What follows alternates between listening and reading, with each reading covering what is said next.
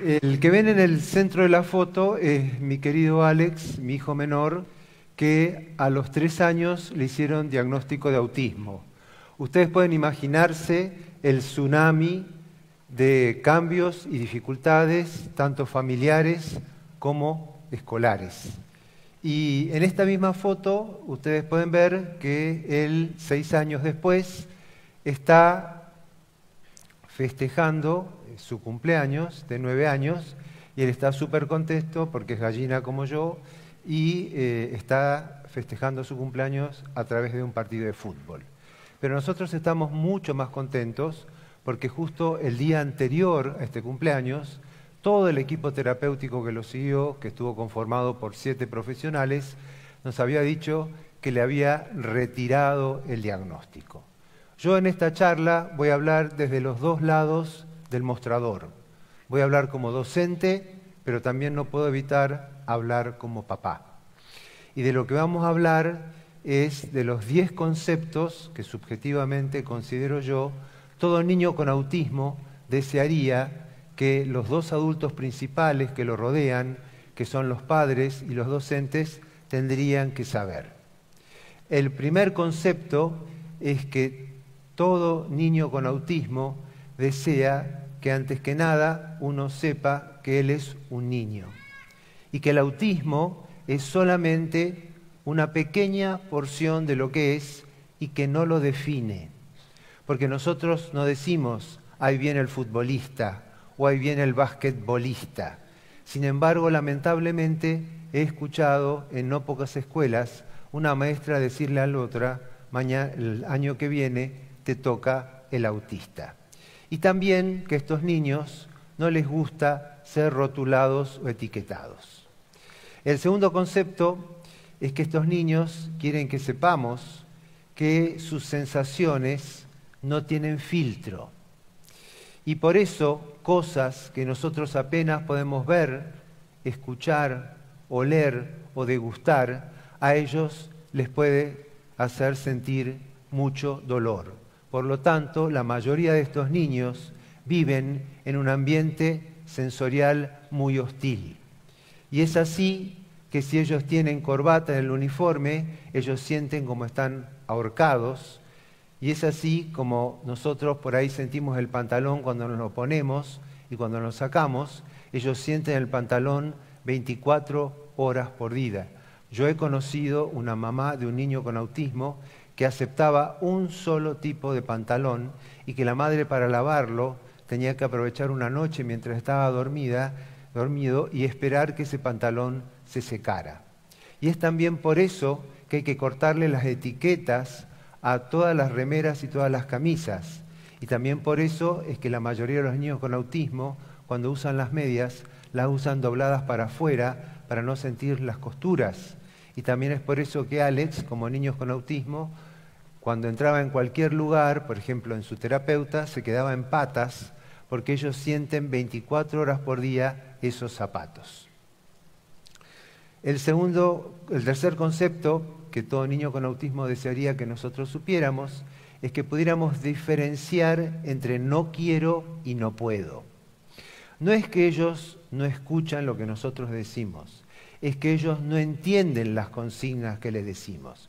Y un escenario típico del territorio docente es que la seño, que ya tiene los genitales erosionados en el turno tarde, está en la puerta del aula y ya no tiene más fuerza para llegar y nuestro niño autismo está en la otra punta y entonces le grita, Juan, agarrá la carpeta y vení para acá.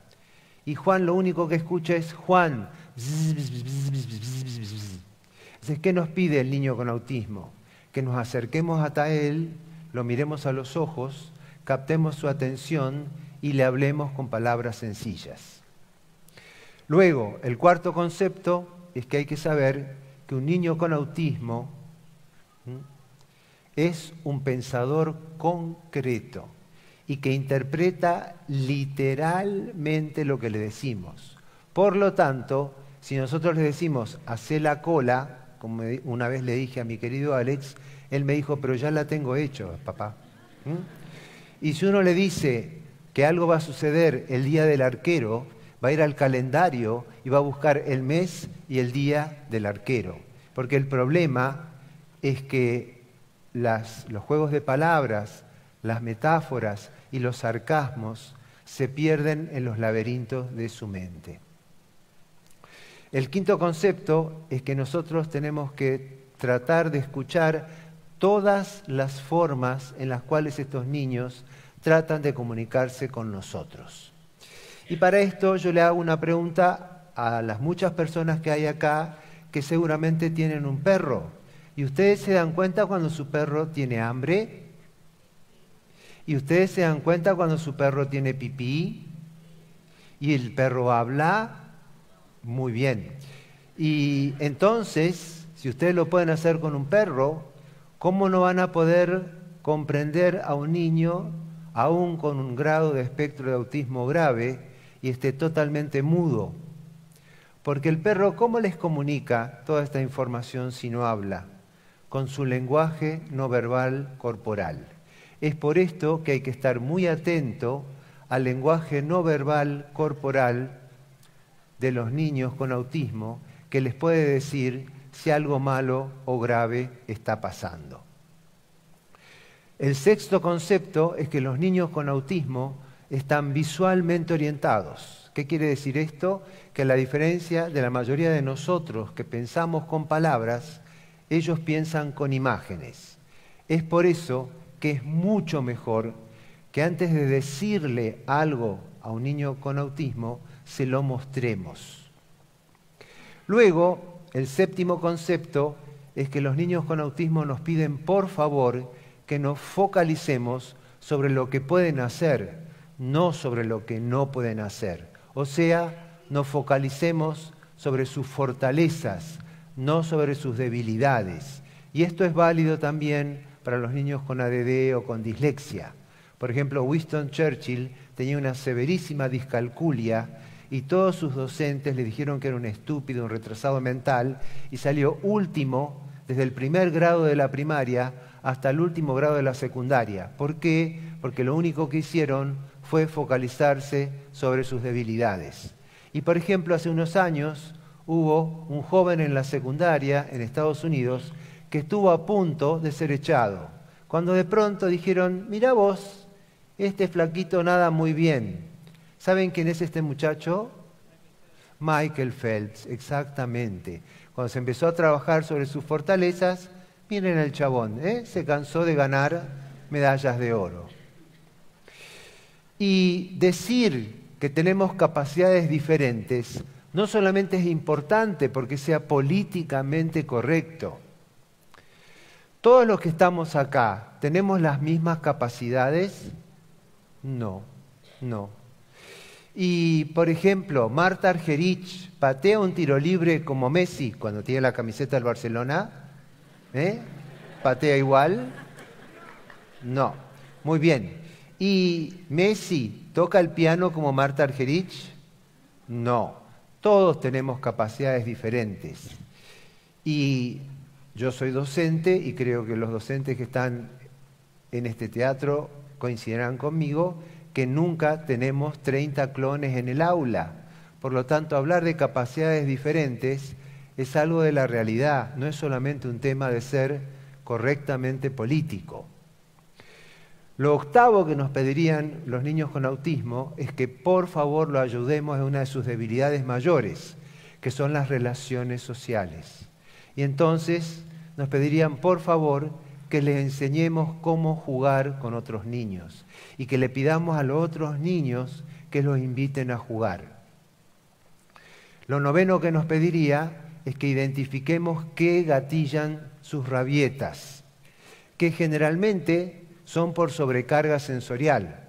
Cualquier madre y cualquier padre que ha cometido el error acá de tener hijos sabe que cualquier niño que tiene sueño o que tiene hambre es una bomba a punto de explotar y que va a estropear la velada más hermosa que hay, ¿sí? Y por más que ustedes le digan, en un minutito vamos a dormir, en un minutito te doy la rumba, Multipliquen eso por la enésima potencia y es lo que sucede en una rabieta. Y es por eso que también es muy interesante que nos convirtamos en detectives sensoriales y averigüemos qué es lo que gatillan estas rabietas. Porque a veces puede ser que, como por ejemplo cometió un gravísimo error mi mujer, cambió el olor del desodorante ambiental y esto gatilló, por ejemplo, una rabieta. Si nosotros lo podemos averiguar, lo podemos prevenir.